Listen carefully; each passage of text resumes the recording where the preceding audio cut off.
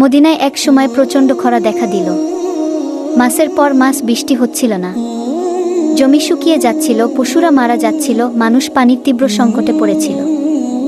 ঘটনা: এক জুমার খুতবার সময় এক সাহাবী দাঁড়িয়ে বললেন, হে আল্লাহর রাসূল, আমাদের জন্য আল্লাহর কাছে দোয়া করুন যেন বৃষ্টি হয়।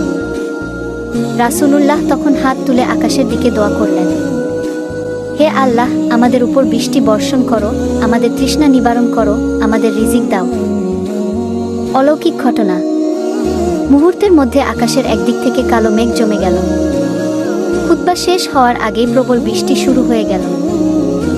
সেই বৃষ্টি পুরো এক সপ্তাহ ধরে চল, শহর ও গ্রাম সবুজে ভরে গেল, নদী ও কূপ পানিতে পূর্ণ হয়ে গেল।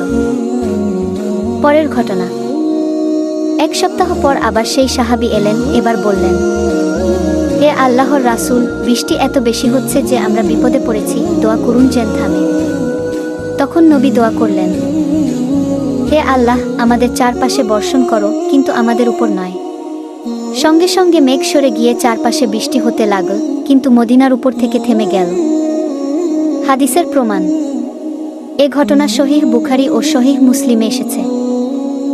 অলৌকিকতার তাৎপর্য: এটি প্রমাণ করে আল্লাহ তার প্রিয় নবীর দোয়া তাৎক্ষণিকভাবে কবুল করতেন এবং প্রকৃতির উপর তার ইচ্ছার নিয়ন্ত্রণ পূর্ণ।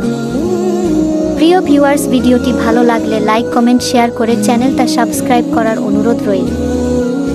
এমন সব ইসলামিক সত্য ঘটনা চ্যানেলটিতে প্রতিদিন আপলোড হচ্ছে। প্রতিদিনের ভিডিও প্রতিদিন পেতে চাইলে চ্যানেলটি সাবস্ক্রাইব করে পাশে থাকা বেল আইকন প্রেস করে রাখুন। দেখা হচ্ছে আবার আপনাদের সাথে নতুন কোনো ভিডিওতে। এতক্ষণ সাথে থাকার জন্য ধন্যবাদ।